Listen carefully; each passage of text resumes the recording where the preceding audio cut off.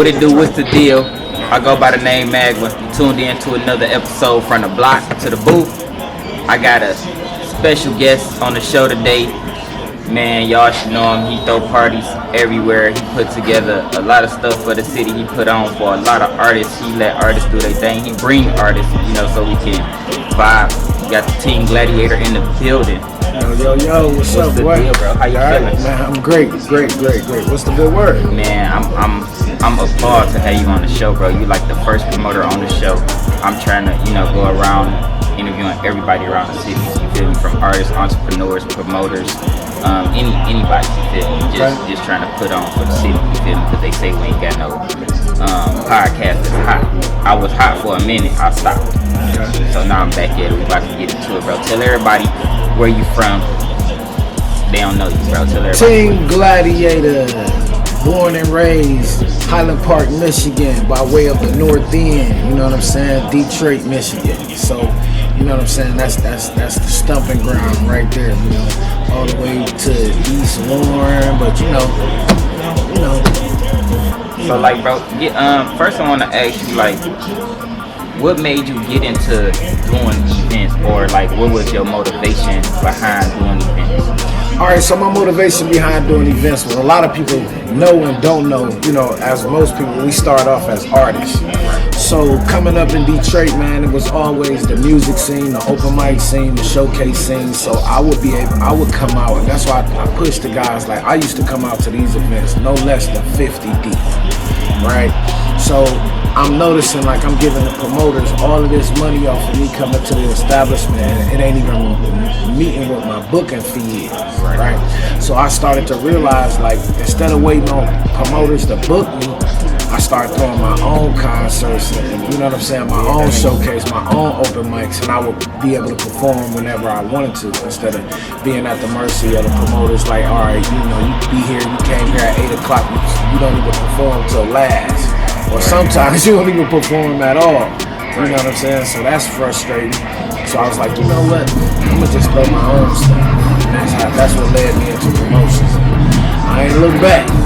Bro, the first time I heard of you, feel me, it was through shout out to King 27. Oh yeah, King 27. It was on his page when you started doing this thing on Sunday. And I'm like, Team Gladiator, alright, bet, because my cousin is YB Made Rich.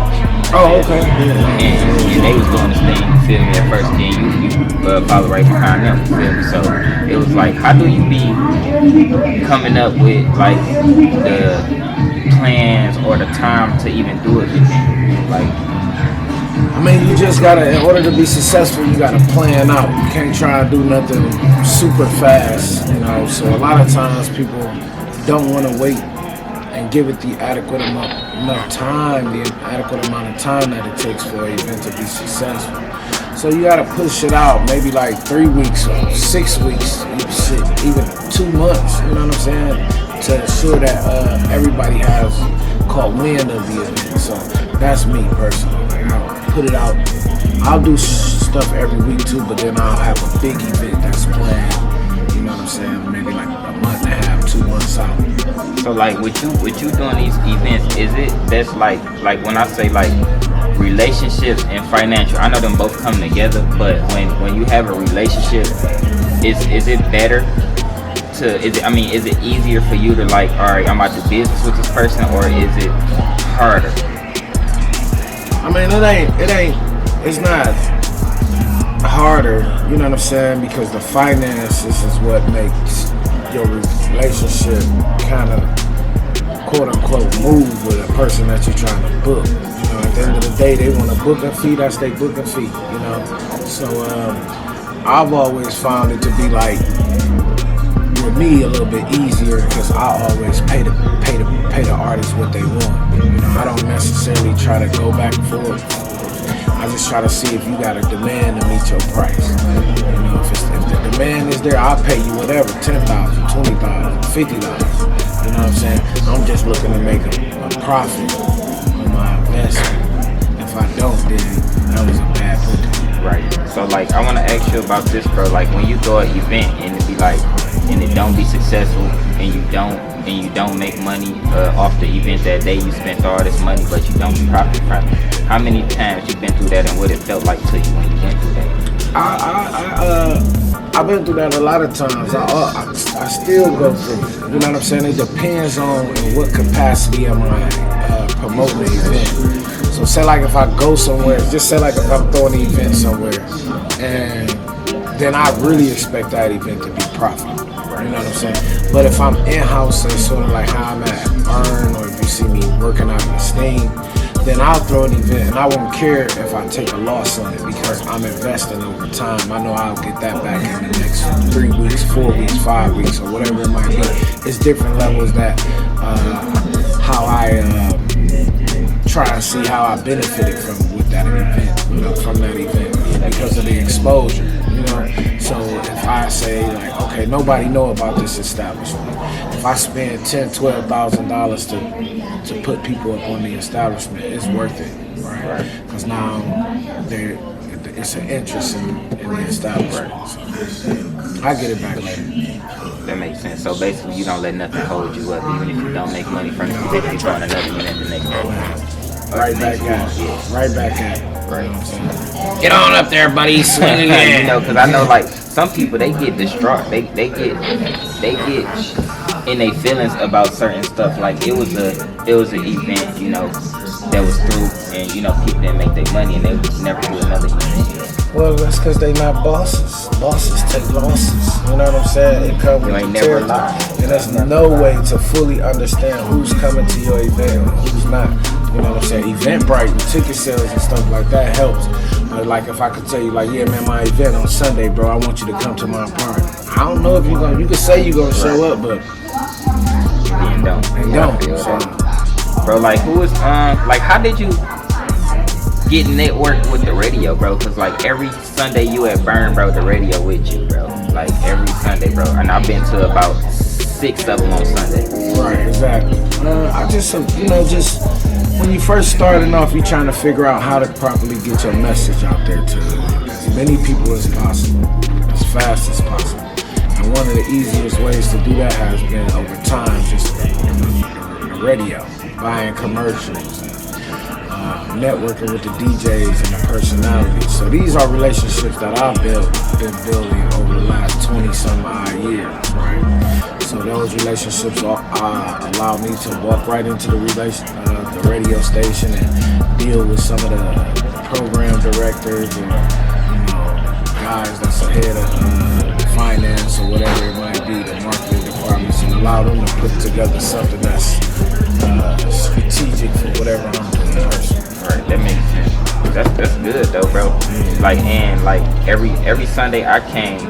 It been decent, everybody show love. Everybody show love to everybody on stage. Your song could be not what we like, but we still showing love because we don't know how you gonna feel if we are just and you up there performing. You'll be like, fuck this shit, but we show love. Yeah, we gotta be built on showing love. You know what I'm saying? The city it's a whole lot going on. It's a lot of stupid stuff in the city. Yeah, that was my next question. Right, so, showing love is everything. Like, if you ain't got nothing, if your mama ever told you ain't got nothing good to say, don't say nothing at all. This is a valuable lesson. God made you with 2 ears and 1 mouth for a reason. You know what I'm saying? So, stuff like that. Bro, how do you feel about the city music scene right now? I love the city, you know what I'm saying, the music scene. The most important thing about it is that, it's enough people that jumped aboard a particular sound. Right. So now you have, the quote unquote, that's the Detroit sound. So we didn't really have that back in the day, you know what I'm saying, because it was too diverse with people picking up different sounds of the industry, and saying, now this Detroit, you sound like you're from New York, or you sound like you're from Atlanta. Right. So once you had something that was fun and exhilarating as far as from the youth aspect, and everybody say, you know what, I can ride that wave, that Peasy wave, or that Vezo, even when it's still all the chain effect from the street lords and the East Side Cheddar Boys, But then you have the Rios and stuff like that, that fun, make you laugh. Did he say that? Comedic rap type Right, exactly. The T Grizzlies when it's real lyrical and stuff. Yeah, bro, like who is some of the people that like far as DJs though, like that you threw that you threw events with that you like your favorite. Matter of fact, your favorite. I can't say one. Your favorite top 5 DJs that you love to throw events with. Top 5 DJs. All right, so look. Shout out to Coalition DJs. Shout out to Coalition DJs. My all-time favorite DJ. Let me see. 5 of my favorite DJs. No particular order. DJ Blaze. It's my dog. You know what I'm saying? DJ Blaze. I gotta say DJ Motor City. I have to say DJ. As much as sometimes me and this guy really butt heads, but we don't butt heads, he's great with the artists, and I have to say DJ Aries. You know what I'm saying? And he'd probably be surprised that I say that because I give him so much. I give him a hard time about being my bad to cut you off, but a lot of people, they don't even want to go up to DJ Aries, bro, because like his demeanor. You feel me? Like, don't talk to me. Right. He lean to the side. So, but as far as like networking with the artists and stuff like that and playing artist music, I gotta say, he's one of the ones that's consistent. There's so many DJs, so that's 3. Now, I have to say, DJ Don Q, FM98. That's my brother. You know what I'm saying? Like, and I'm gonna clump him and Big Dog Blast up as one. And then let me see, final DJ. DJ. I'm gonna have to keep it within my original circle of DJs. And I'm gonna have to clump in DJ Nightcrawler. These DJs are unique because they have a certain level of temperament behind them that it takes to deal with people and not be overly cocky and stuff like that. You know, dealing with artists, a lot of times everything don't flow smooth. You know, you can't be So these are the guys that I recognize that are able to deal with immense pressure dealing with artists. I mean, that's fire, bro. Like, I wouldn't even expect it, like, you to say it that way. Like, a lot of people will be like, all right, this, that, and the third. You sat there and explain why. Exactly. That's dope. What about your favorite place to throw, like, an event in, bro? Like, your favorite top 5, or if you have a top 5 of that? I don't even have a top 5. Whatever venue holds the capacity I'm looking for. Because one thing about me is what's unique is that I set a vibe for my events. You know what I'm saying? Yeah. Like a lot of people, they don't. And it starts with your host. And a lot of times I host, so you gotta know how to make people feel. So you can create that vibe anywhere on the block, on the bus, you know what I'm saying? As long as you got the right people. That makes sense, bro. Like, what can we see from you in the future, bro? Total domination. You know, total domination. It's always what people see with me is they'll see it's a wave, right? But the only thing about the difference is with my wave, you can go back and look. I ain't where I started. You know what I'm saying? I'm way more further along off than where I started. So my progression is always up. Even though you might see me and be like, oh, he down, but I ain't as low as I was before I started. You know what I'm saying? So my ascension is great. But look, more clubs, more events, more showcases, more concerts, more in and out of town trips, more celebrities, more of the highlighted artists, meaning the industry cats, more trips to Atlanta, DC, Vegas, Cali, Miami. You know what I'm saying? It is what it is. So, like, another question, bro. Like, when you decided to, you said you was doing music first, right? Mm-hmm. You still doing music? Still do music every day. Waking up. You know, I might not drop nothing, but you know what I'm saying. It's just it's there. It's there. For real, it's therapy. Because, you know, I just told somebody yesterday, I said, I rap, but I'm trying to take my videography serious, you know. Yeah, I put stuff out, but I ain't promote it for what? Because I don't want to rap for real. I just put it out because somebody told me to do the DMI, all this ASCAP shit and all this domain name, all this stuff. And I did all that, but I ain't taking the stuff serious, you know. I want to focus on this. So like it's a therapy for me. Like if I say, hey Gladiator, you got a studio I go to? Right. That don't mean I'm about to put the song on the radio. I just want to go because I'm pay him and you know therapy. Exactly. Yeah, for sure. So like man, like when you was before you started doing events, you was rapping. How was your rap career going? Man, cold, bro. I come to events 50 deep. You know what I'm saying? Like I said, like I just realized like I can make more money in some senses throwing the event myself. But as far as like rapping, that's easy, bro. Like I think I'm the coldest. When you did that that one Sunday when you and old boy did that song, that shit was hot. I forgot his name. Bobby Seals. That song was hot though. Success, or it might have been his song. It was Baller Belly. Baller Belly. Yep, that's a track with Bobby Seals. Bobby Seals, my brother, man, dope artist out of the city. So. Cause that song just give me shit when I was 13 vibes. Like when music was that shit, exactly. Like telling the story when it was played and all the chatter boy. That's what that song make me feel like. You feel me? So we kind of need to bring that music, some of that music back. Cause nowadays music don't have a meaning. We just wanna, the girls wanna twerk. We just wanna drink. We just wanna vibe. We just wanna kill. Everything today, the music scene, the whole culture today is terrible. As far as from the popular music that's out there, and the people that drill music and all of that. Shoot your brother in his head, kill this little 16-year-old, shoot into this house and kill that little 3-year-old baby napping. And it's crazy that all of us that has this power, you feel me, we use it the wrong way. That's like me and you go make a song, murder this nigga, blase, then 15 kids listen to it. 2 of them out there go try to murder somebody because they done heard the song. Irresponsible as a culture, and the wrath of the Most High is going to smash down on you with 10,000 billion pressures. You know what I'm saying? He was going to drop something on your head, nobody can pick it.